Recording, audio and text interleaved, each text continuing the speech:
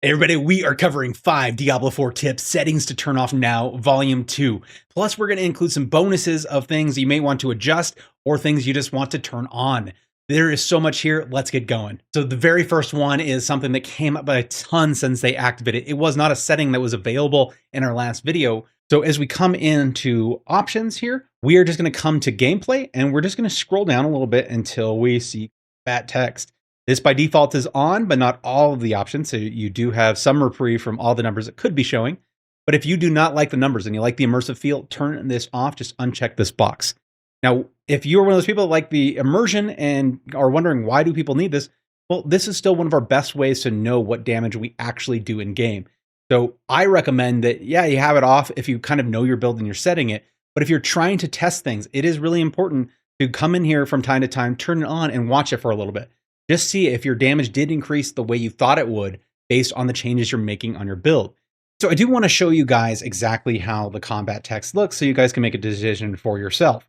If I'm here and I'm attacking these dummies and I have everything off, I do not have numbers spamming and splashing in my face. This definitely give you more of that immersion feel. So let's just go quickly. We'll turn them on and then we're going to go to game, go down combat text and let's turn it on. And actually let's turn on a bunch. Turn on vulnerable. Why not? Save, and then here we are. We're going to come back out here, and now you see this. So some of this, like this drives people crazy, especially if you have all of them on. If for testing, I even recommend, because it is hard to read some of these, that you still come in here, you do gameplay, but you just keep on the one that you want. So maybe you're just looking for your critical strike, and you want to see that. So then we can come save again. Now, not as chaotic, but these are only giving us critical strike numbers. So this will allow you, yes, you do have to pay very close attention to get any numbers that mean anything to you. But this is much better as far as a guide of, am I doing real damage and did my changes make that actually happen? So this is what I recommend for testing, but you don't need to have it on all the time. I can see why it gets overwhelming. So just check this off and you're good to go. So the next setting has changed significantly how gear is dealt with once it hits the ground. So once you drop it from a monster, what happens?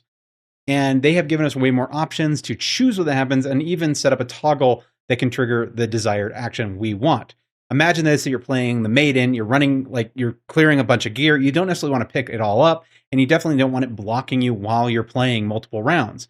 So if we come in here to gameplay and we go down to item label display, by default, it's set to a push to show for 10 seconds. Now, this setting also sets how it default deals with a random drop.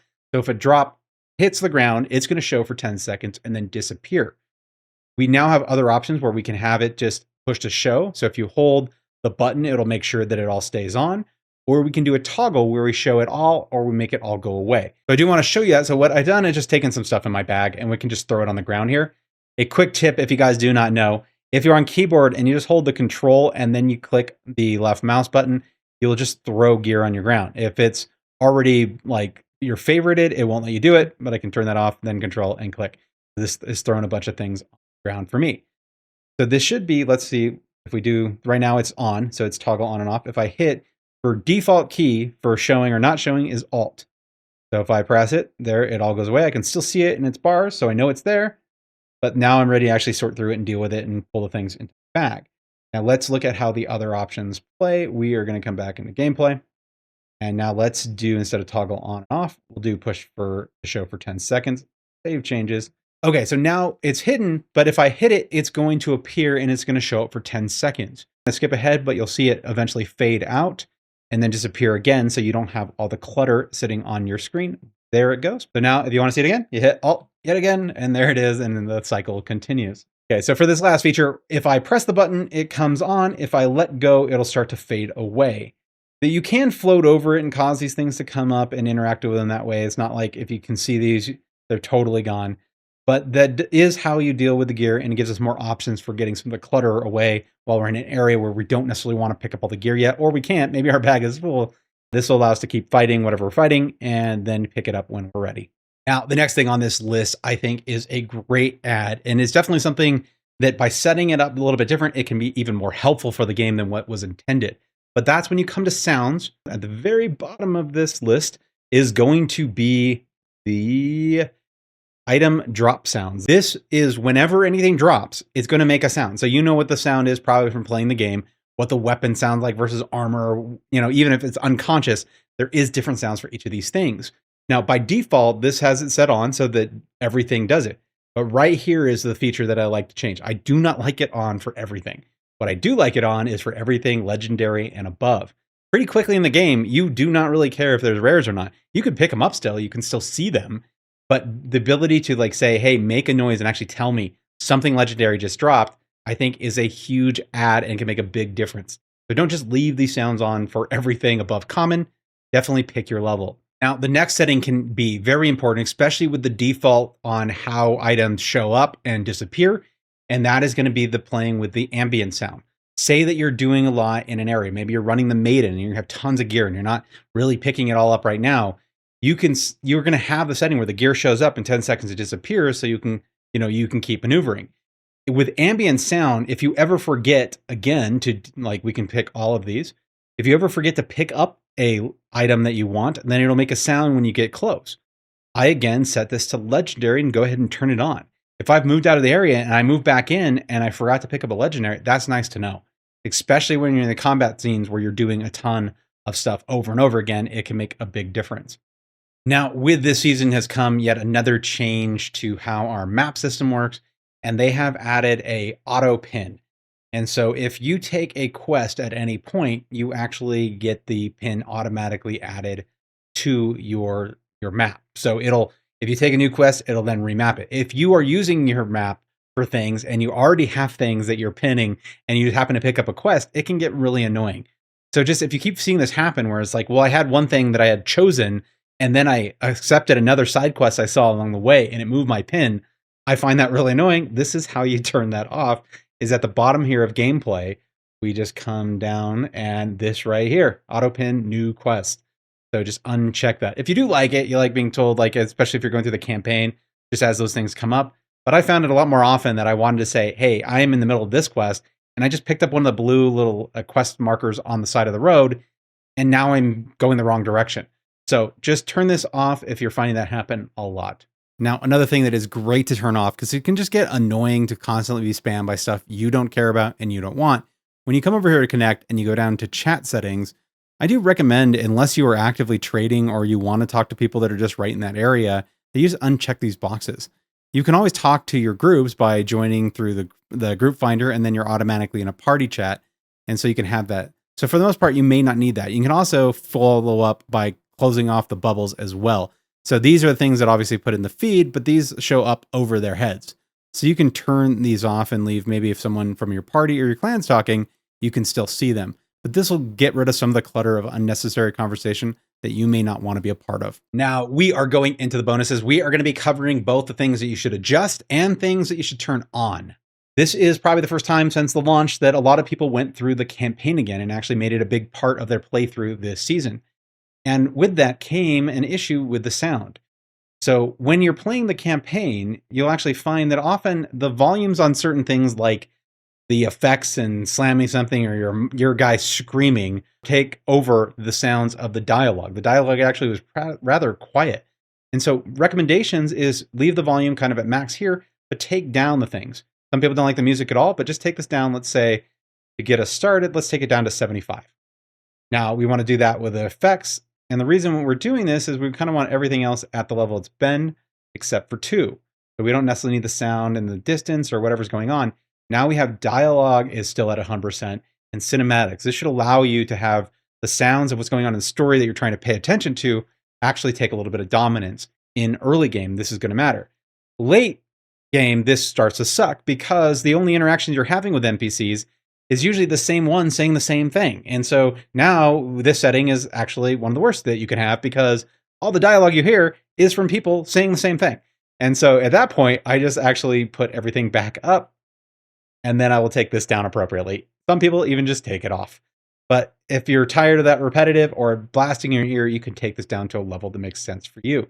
Cinematics less an issue. When a cinematic does come up, it usually is still cool. So I can still leave that volume up, but this is going to give me the reverse in endgame where I'm not hearing that dialogue repetitively pound in my ears that I don't want to hear.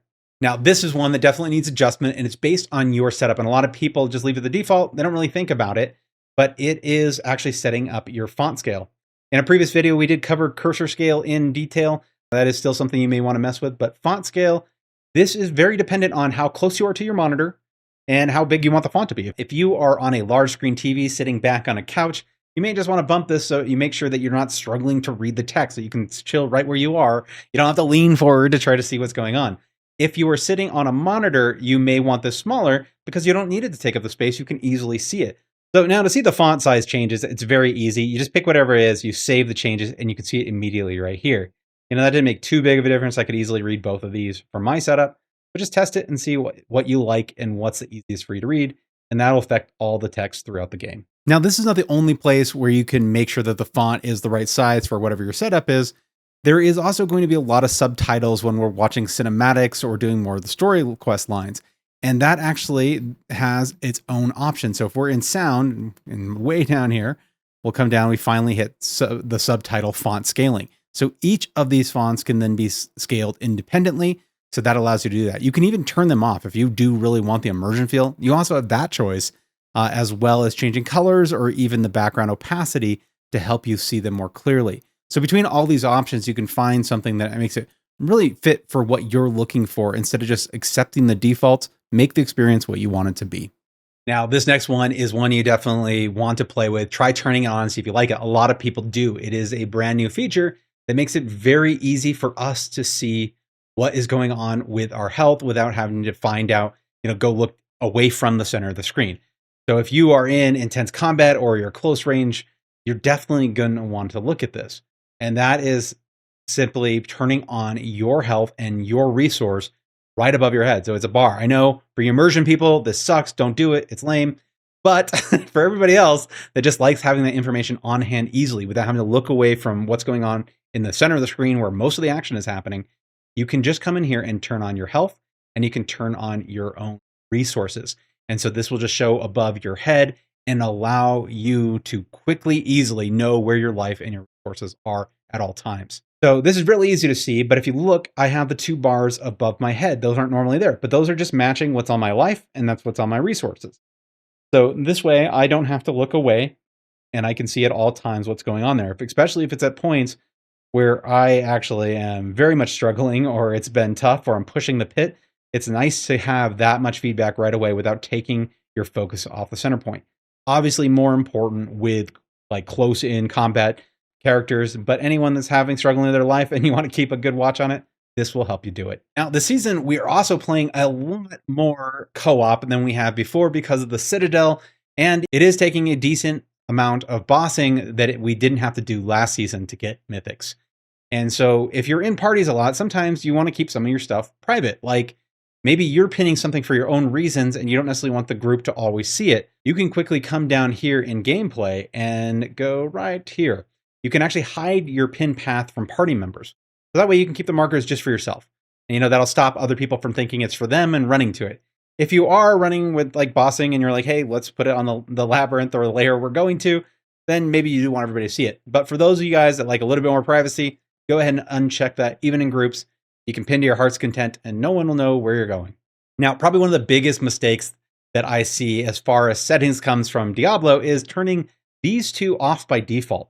This is Advanced Tooltip Compare and Advanced Tooltip Information. If you want to find out about those and other tips I did not cover here for settings, make sure you catch this video, Volume 1 of settings you should turn off.